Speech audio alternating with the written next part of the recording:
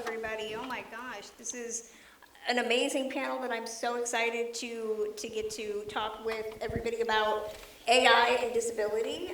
Thank you all for wanting to participate in this. I want to take us back to the beginning. What were your preconceptions about AI prior to the last couple of years? And I want to start with Lolo. To be honest, prior to even hearing anything about I wasn't ever really thinking about it. My only assumption would probably be something like iRobot or like something like the Jetsons. Jeffersons are great too, but but something like along the Jetsons, how they like very futuristic. Like that's all I ever really knew of it. So to see where it's at now is a very interesting place. Ashley, what about you? I mean, you're a creative and director and writer. I mean, what did you think of AI a couple years ago? Yeah, I think the narrative about AI has always been like technology against humans in storytelling. So I think being terrified was kind of a normal reaction. And I might still feel that way right now. I want to extend that question down to Adam and Candace. Well, I've always found the technology of AI interesting, and I've been following its advancements over the last decade or so. Stuff like when AI could beat a human player at Go for the first time was a big deal. But what I've been shocked by is the rise of, frankly, bullshit coming out of the tech industry about what it can do. Dating back to, Elon Musk 10 years ago telling, ridiculous stories that we now know are meant to promote himself about how AI was going to take over the world, et cetera. And then the rise today of, a conference like this one where everyone's talking about how is AI going to transform the industry when in reality it can do very little. It's very expensive. There's very few use cases. So seeing the technology has been interesting. It's gone up quite a bit. The bullshit has gone up by like 100 times over that amount of time. I think that's been a little shocking to me to witness. Well, to follow up with that, I will say that AI was not something that I really looked toward. I did not investigate. To be honest, I heard that kids were using AI to write essays, and I was like, what? I had to Google and use an encyclopedia, and now they're just in there typing, write me an essay. So I was not for it, but I also was not as educated in what it can do. So I'm still learning and still very much terrified of it taking over the world. Mm-hmm. I think a lot of people would be interested in, of course, this being a panel about disability, future, like you were saying, Lolo, often is the cure. You often see in sci-fi movies, disabled people are all going to be cured of whatever ails them, and that's going to be the future. And now we're seeing AI and what it can do generatively. I mean, do you think that there is a concern with generative AI and AI in general with regards to people with disabilities? I think there is a concern from a perception about disability that I feel like the community is always up against, which is ableism. And this idea that if you live with a disability, you are either less than or not good enough. And so with the rise of, generative AI and all these different things, there's going to be these conversations of like, well, how do we fix this person? Or how do we make them healthier? And I think to a degree, like if that's your goal as a disabled person, I feel like everybody has the right to do whatever it takes for their body to feel best to them. But I think we need to also have an equal amount of conversation of also saying, hey, if this isn't the direction you want to go, that it's perfectly okay that you remain a disabled person and you're completely fine. You can have a very independent, beautiful life as a result, regardless of which way you go, but maybe this might be an option now. It could be very harmful. I mean, that's the part that I would be scared about, like implanting chips in my brain and all kind. I don't play like that. So that's the part that scares me about it. But I can also see where there is the people that are seeking some sort of healing in a more technological way, that it could possibly be something good for them. Ashley, you mentioned a really great story beforehand about playing around with generative AI and the photo capabilities and how limited they can be if they are dealing with anybody that doesn't actually use a wheelchair. Can you tell that story to everyone? It's Yeah. so fascinating. Yeah, so I just the other day was kind of playing around with AI because I have a very different body. I have a rare disease, only 200 people in the world have it. There isn't a lot of bodies that look like me anywhere for this AI to use and then regenerate something. So I took my body, more in kind of like a swimsuit version, and asked it to make me one of those like, generative like AI headshots, or like, oh, make me in a bikini here. And it completely basically made my body non-disabled. And so there's nothing in this generative programming right now that can cater towards disabled people. It's going to what we've always seen before, and that's actually growing up what harmed me a lot about having shame about my body, is because I didn't see any different bodies. It was only the standard pretty non-disabled body. And I think what I try so hard to do and work so hard to make is write and direct content that includes different bodies. So the kids growing up actually see that they exist in our world, and generative AI is completely lacking in that area. Candace, I want to extend that question to you. I mean, you're in your position with the Department of Rehab. How do you look at AI and equity and opportunity for people with disabilities? Well, as far as equity goes, for AI, I definitely see it lacks diversity, it lacks inclusion. AI is not intelligence, it's mimicking intelligence, it's mimicking what our society is putting in. So if our society, as Lolo stated, has ableism and different levels of discrimination, it's not going to produce something different when you type it into ChatGPT or whatever you may use. A perfect example of that is if you were to ask AI to provide you a visual of leadership and make it diverse, it's going to be all Caucasian males, and the diversity is going to be one Caucasian female. That is not the true telling of our society. So it's lacking in that area. However, I do see how AI can assist those with disabilities. One case in point, if you are unable to maybe type, or you have some restrictions and you need assistance formulating an email or typing up an agenda, or maybe expediting some of your procedures, yes, AI would be a great benefit in that aspect. I know that I recently saw a blind individual. Now this is on YouTube University. But there was a blind individual that was using an AI-powered white cane. And basically, it asked the white cane to guide them in a very large shopping mall to a direct store, and making sure that they don't run into barriers or individuals and things that might cause them harm. And it successfully did that.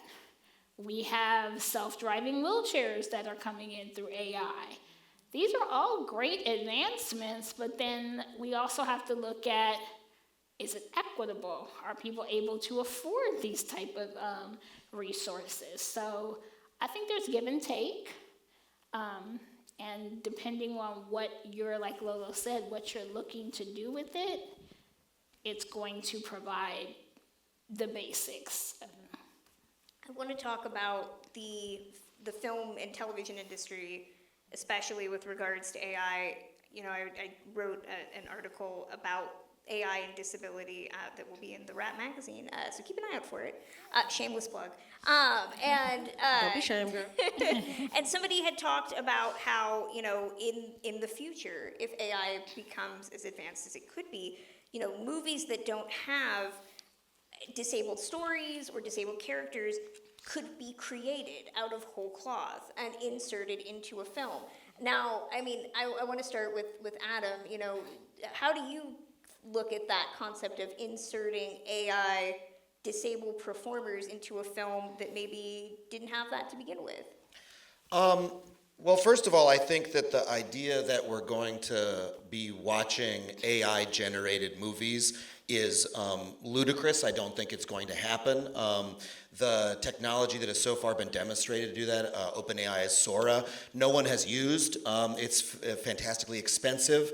The Hollywood has not found any use for it. It's not directable. And also, the idea that people are just we're going to say, oh, I'm going to type in what I want and it's going to play a customized movie for me. I just don't believe that people are going to watch such a thing. I'm not going to. That's not why we engage with art or even with pop art. That's not even why people listen. Muzak has been around for decades. People still want to, they like Billie Eilish. They like Sabrina Carpenter. People like people, right? At the end of the day, people want to look at people. People want to listen to people. So the idea that we'll be watching synthetic, work to me is kind of ludicrous. As for putting disabled people in, I think the biggest risk of AI is that it is going to enable the people who run our industry to be even more stupid and lazy than they already are. Because the main thing that AI is sold as is a decision-making process. You put input in, and it will give you an answer. That's the main thing ChatGPT does, right? No matter what you ask it, it says something. It might be wrong, but if all you want is some answer, so you can send that to your boss and go about your day, you might do that. And so the use case for AI you hear about in our industry is we'll load a script into it, and it'll break down the script and tell us if it'll be a hit, right? Well, that's people, giving away their humanity to a dumbass algorithm. And the reason that disabled performers or disabled stories are not told is because the executives who run the industry are already not using their humanity enough. They're not realizing, oh wait, I have attention deficit disorder, right? That's my disability. A lot of people who have it don't think of themselves as disabled, and they don't include themselves in that group. And so they don't realize how powerful stories of disability can be, and so they never greenlight them because they're just doing the same old thing. AI at its best just gives you an average of what already exists, as so you folks have already said. So if the executives use it to give away the decision-making process, then they'll just continue to not have disabled people in things or disabled stories. It'll just be more of the same. But the problem there isn't the technology, it's the people who run the industry. It's always a people problem, it's not a technology problem. I just want to add something on that very quickly. Sure. So I worked on the film Crazy Rich Asians, and if that film was put into an AI model of what would be successful, that film would not exist. Exactly. No one believed that it would have the success that it did. Even after the film was done and we were testing it, giving out free tickets to people, no one was going to come. It was all word of mouth, and that's the humanity I feel like we need in our industry. Absolutely, yeah. Lolo, I want to extend the question to you. People who don't know, I think the recent Annenberg study says that the roles for disabled characters, regardless of acting, has increased from 1.9% to 2.4%. Wow. Yeah, it's a great one. So how do you look at the concept of people thinking, well, we can just add disabled characters from AI instead of actually just upping that number? I think kind of what Adam was basically saying. I think at the end of the day, right, every production starts off with a script. So even if they were to try and add a disabled person through AI, I think the person would even have to think about a disabled character in the role, period, which is the problem. People aren't formulating these ideas, and casting isn't considering disabled talent in these roles. So I really don't even see the possibility of them even wanting to add disabled people in it through AI. But let's say, for hypothetical sake, there is someone who's just like, oh, I'd rather add an AI disabled cast person in here, actor, sorry, I don't know why I blanked on that, actor in this role, AI wouldn't even be able to formulate what that looks like. I mean, I've used like Midjourney before because I was testing it out, just playing around. And, you type in wheelchair, my God, it was everything but a wheelchair. And if you just look on stage, me, Candace, and Kristen have 3 totally different styles of wheelchairs. It's not even, I think disability isn't even enough of the conversation in AI for anybody to even care enough to think about us, to put us in a script and then AI us in the film, which is the problem, just in general, just not being considered or thought of. So, I mean, if it did happen, I'd be pissed because it'd be pointless. But I feel like actors across the board will probably be pissed because it's like there's so many actors out here and not even enough roles in the real life for us to get cast in equitable roles in TV and in film, that for them to even further take that away from actors and add AI into it would be absolutely ludicrous, as Adam was saying. If I could add to that, this is just sounding like a checkbox in Hollywood. Oh, we need to, they say we don't have enough disabled actors. Let's make AI actors. Check. Right. That we are not monolithic. Disability is not monolithic. Right. Like, you need to have intention behind what you're doing. And AI is not intentional. It's mimicking. Yeah. So There's no emotion in it, so they wouldn't even know. I want to extend that to Ashley. I mean, as a writer and a director, the concept that a consumer watching this movie, in theory, could insert a disability narrative into an already completed story. How do you look at that as a person who is a storyteller and is telling stories? Yeah, I mean, I think it's the exact same thing as a non-disabled person pretending to be disabled. That lack of knowing that that's a real person, when that person was a wheelchair user and then gets up on stage and wins their Oscar, as a disabled person, you don't feel like, oh, I could have a life. Oh, there's humanity behind this. Like, I couldn't become a writer, director, or even work in this field for so long until I actually saw a real disabled person working in the space. And I thought, oh, maybe that could be for me. And, art imitates life, and I think like we want to see these real people experiencing things. So it's the exact same thing as that. I know it was previously mentioned, the lack of disabled executives, disabled just people in the industry in general. I want to throw this question to Candace. Is it as simple as just hiring more disabled people to kind of fill in those gaps that AI has about disability? no. No. I was hoping you said that. No. How can we have a society without intention behind what we're doing? Like, no.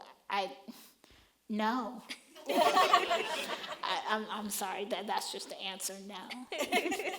I want to extend that to Lolo and Ashley, because I've heard that a lot, the concept that, well, you just hire more disabled executives and then more disabled content will be made because they understand. Child, no. The reason why it doesn't work is because every person with a disability also has their own experiences. So if you're throwing somebody with a disability to check the check mark, but they're still battling with internalized ableism, they're not going to make the decisions that are going to push the community forward in a positive and an authentic way, right? And then if you just hire for the sake of disability, well then you may not get diverse stories in disability, whether it's gender, whether it's race, whether it's sexuality, or any of those things. So then those might not be checked off as well.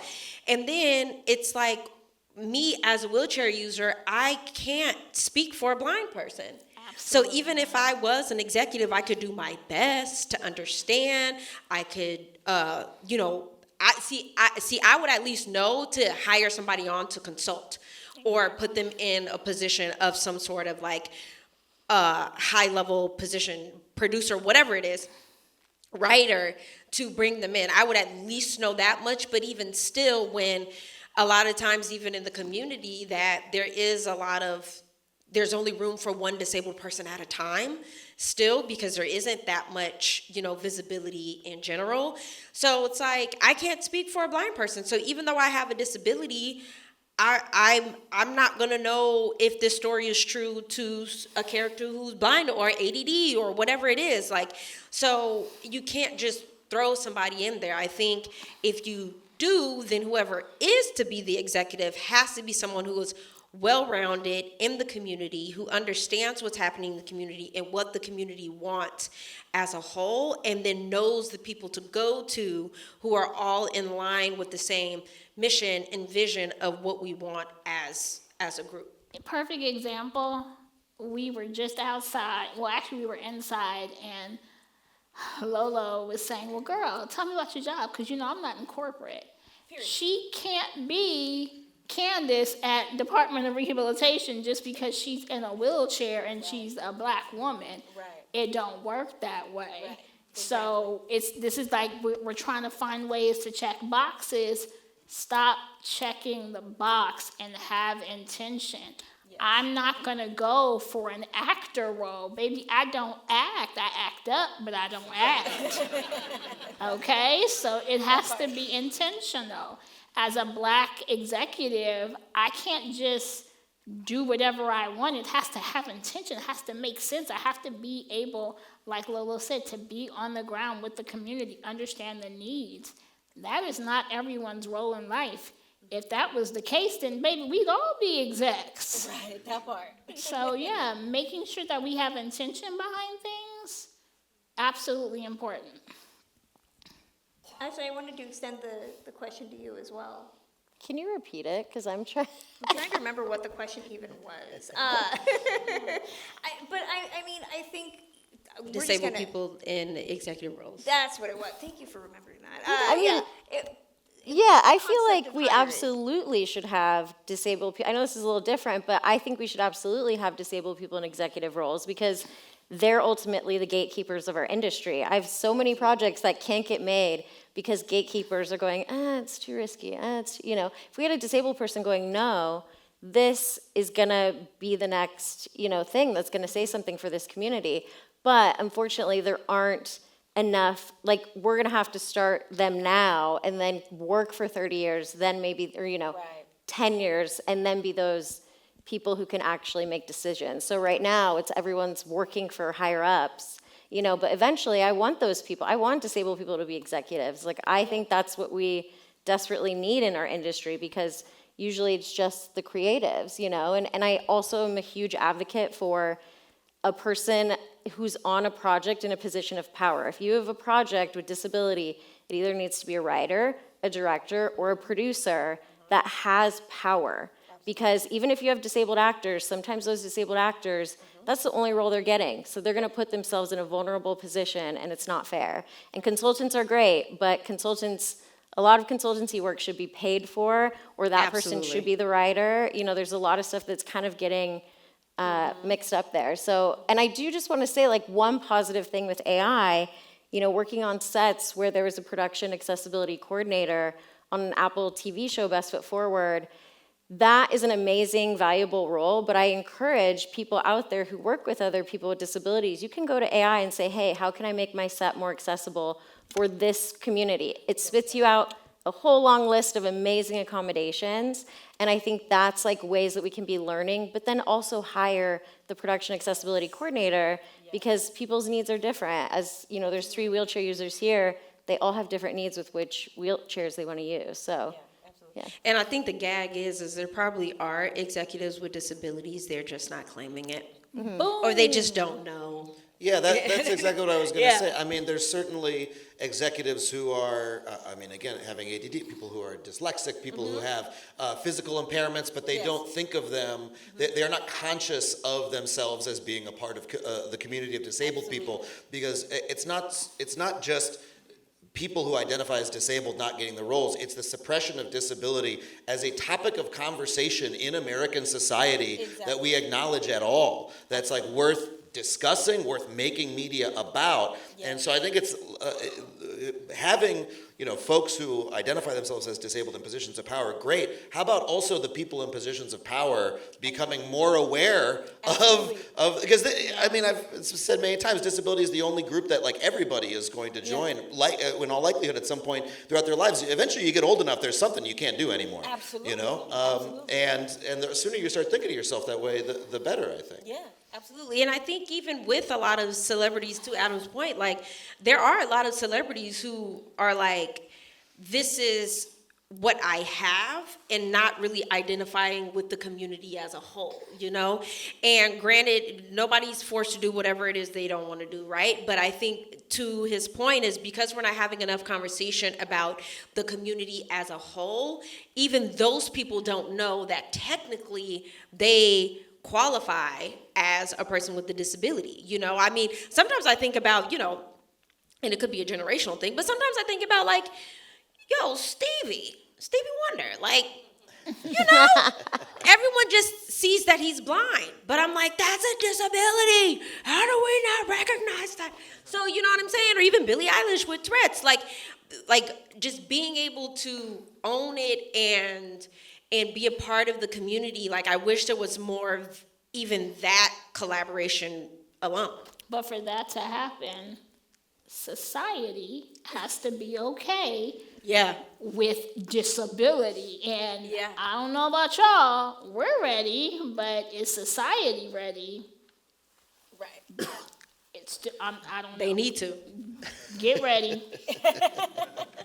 I mean, it's funny because, when I started researching this topic, this conversation has not taken place in most places. Nobody knows what AI is going to do just in general, let alone for people with disabilities. But what I seem to get the feeling of in investigating it is often that people latch onto this as a means of saying, well, these are the accommodations that we can give you if we get more funding, and these are the things that you can have as a disabled person, as opposed to dealing with the real problems that exist in media, that exist in Hollywood. So I wanted to extend it to the whole group. Do you think that people are not seeing the forest for the trees, that they're focusing on AI in lieu of having those discussions about how we don't talk about disability as a society?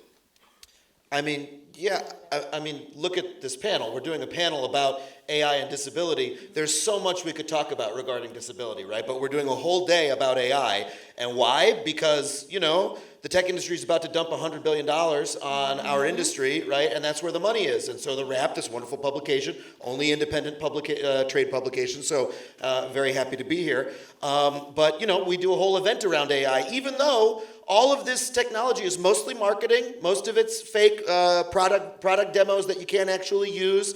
It's all notional, right? It's all just like speculative money frenzy, right? And here we are all talking about it because they dump the money in. So the amount of attention that is going towards AI versus, if you take one little fraction of the money spent on AI and spend it addressing disability directly, would be incredibly effective. But that's the world that we live in, where the people with the money call the shots. So here we are.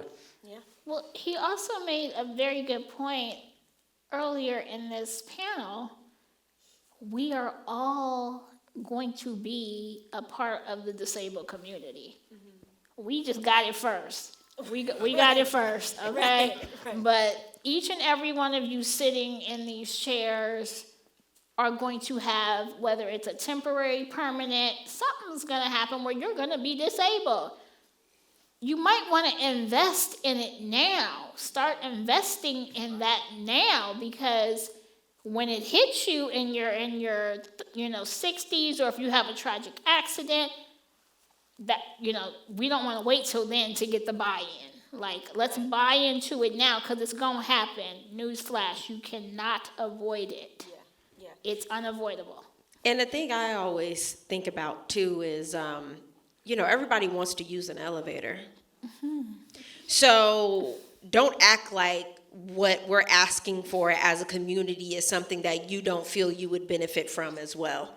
And I think that's probably the biggest part, is this weird way of othering the community, as if, one, you're not going to be a part of it one day, but also that you're not already using the benefits of, AKA cell phones, touch screen, email. Everybody's already, this is the normalcy. Curb So cuts. curb cuts, exactly. So it's like, it's this weird barrier that's there that I'm always flabbergasted by. And so for me, like, I'm agreeing with Candace, is just like, get the buy-in now and stop acting like you don't want it either. Because imagine having to pick up production equipment and carry it up a flight of stairs. If you didn't have no elevators, how was you gonna get it up there? See what I'm saying? Might want to buy into it. Oh, we only have a couple seconds left of the panel, so I just have to throw out that, we all thought that the CGIing of able-bodied actors into little people was going to be the horrible thing, and AI, I think, just scares me even more than that. It's a strange place. It is. But I want to thank you all for sitting down with me and talking about this topic. Can we give these amazing people a round of applause? You did a great job, girl. Amazing moderating. I couldn't do it.